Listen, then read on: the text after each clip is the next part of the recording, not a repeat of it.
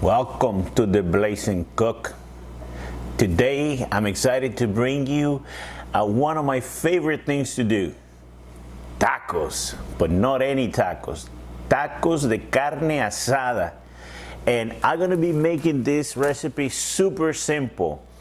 Just a few ingredients, but this is so delicious. I also gonna be making some pickled onion and peppers to bring extra flavors, to bring extra colors to this beautiful carne asada. Follow me.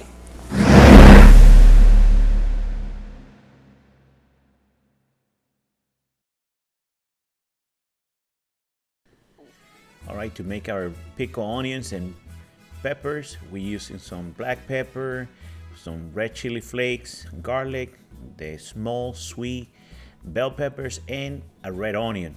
We're gonna season it with a little bit of salt, just a pinch, about 2 cups of white distilled vinegar of your preference. But when you chopping up the onions, you wanna do it in slices. You don't wanna dice it. You wanna cut it in nice, skinny, long pieces like this. That way when you're presenting it in the taco, you can have onion from one end to another and just combine all the flavors, kind of like a sushi, a perfect bite every single time. I'm smashing some garlic just so I can release some of those flavors. And as you can see me here, I'm just slicing the sweet bell peppers, baby bell peppers, just into thin slice as well. Not dicing it, just slicing it. Nice and thin so they can grab all that flavor from the pickle. Now the rest of the ingredient, the peppercorns and the red pepper flakes, I put it with the vinegar to boil. Now it's being rested. So I'm just stuffing the garlic, the onion, the peppers. You don't have to go into a color combination because the ink from the onion is gonna stain everything into a light red, dark pink, however you wanna call it. So there's really not an importance of having layers of different colors because everything is just gonna be one layer later. So I just added the white vinegar with the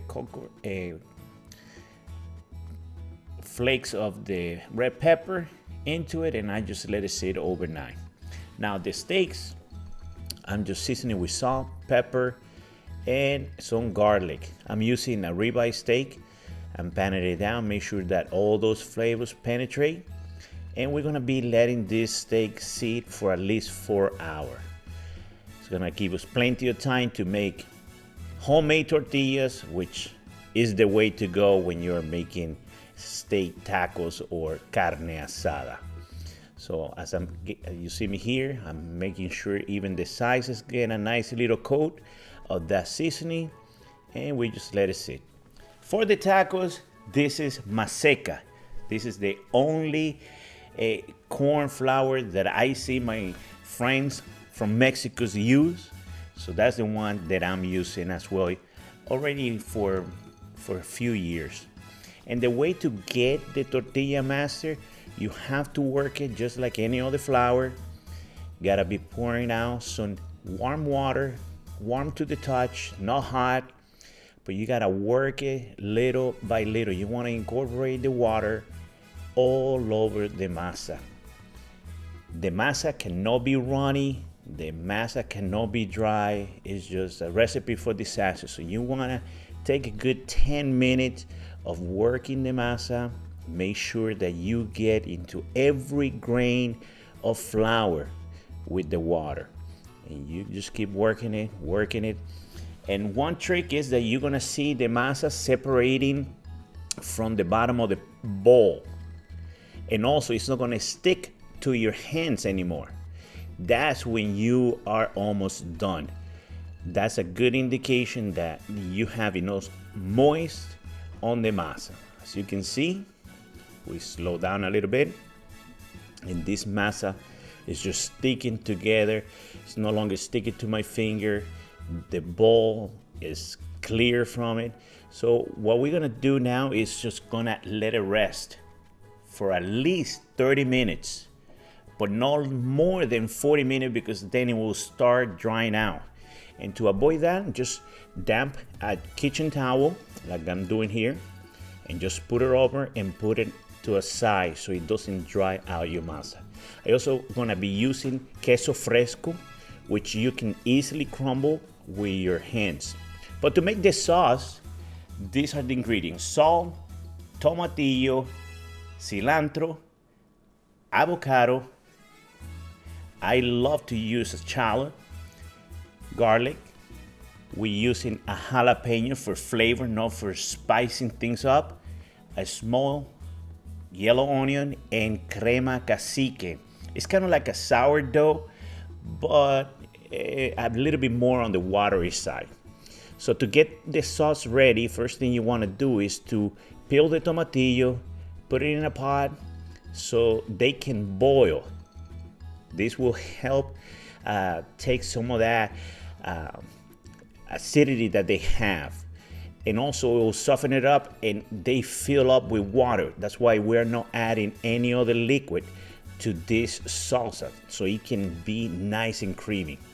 So as you saw me, I'm chopping out the shallot. I already put the onion, and that's exactly what I'm gonna do with all the ingredients. And the garlic go in, and because I don't want to spice it, I don't want it very spicy, I remove the veins. I want this just for pure flavor. If I want spicy, I can always use a hot sauce, but I'm cooking for my family and not all of them like spicy things. So this is one way that you can avoid getting it too hot for the palate of others. I chop my cilantro and to the blender it goes. And now I'm working with the avocado. I'm putting the whole avocado in there. It's gonna add that creaminess, and you wanna season with salt according to your taste. After my tomatillos boil, I'm putting it. As you can see me shaking, I don't want extra water because this already have plenty of it. I added 4 tablespoons of the crema mexicana, and that's it. That's so simple to make this sauce. As you can see, it's nice and creamy, smooth. I taste for salt and I noticed it was missing just a pinch more, but this is my criteria. You can do less, you can do more, but just make sure you taste and that you like it. I transfer it to my molcajete, which is a volcanic stone, and look how beautiful that guacamole cilantro sauce look. Now I threw my steaks on the grill, open fire, and what I'm looking is a nice dark sear. I want to sear these steaks very nice. It's still gonna be pink inside. I also added some green onions on the grill, and that's how they came out. Now the tortilla, it will be the last step you want to make, because the warm tortilla with the warm steak with the sauce, I mean, it's just a beautiful combination. I turned these tortillas into 1.5 inch balls, and that gave me about 5 or 6 inches tortillas, which is a perfect size tortilla just to fill it up with all kind of goodness, which we are going to be doing here. I like to use a wooden bowl with a kitchen towel and a small kitchen towel on top, just to keep the tortillas nice and warm. And look how fluffy they are, and they don't turn apart when you are actually eating your taco, which is something that I personally don't like. So I'm slicing the steak, getting it ready so we can enjoy this. And you can see that's a nice medium dullness on the steak, even though it kind of looked dark, but it was creating that sear, that crunchiness in the end of the meat. And the sear is just extra flavor. That's how you do a carne asada, an open fire, a grill style beef. So here are all the components. We got our green cilantro avocado sauce. We got the pickled peppers and onion, the crumbly cheese, queso fresco, the steak, and we have the tortillas. So now it's time to assemble these beautiful, delicious tacos. As you can see, those tortillas stay nice and moist, it's still very pliable. So I'm filling it up with a good amount of steak. As you can see, the steak is still nice and pink. So we didn't overcook the steaks, which you don't want that. You don't want the steak to be rubbery. It literally pulling apart at this point. So we grab some of the onions as well as some of those yellow peppers that by now turn orange because of the ink of the onion. On top, some of that sauce. Oh my God, this sauce is so good, so simple to make. And there you have it. Can't forget about the queso fresco, the crumbly cheese, and of course the grilled onion, which by the way, all I did adds a little bit of salt and olive oil, and voila. Look at those beautiful tacos. Satisfy the craving of anyone.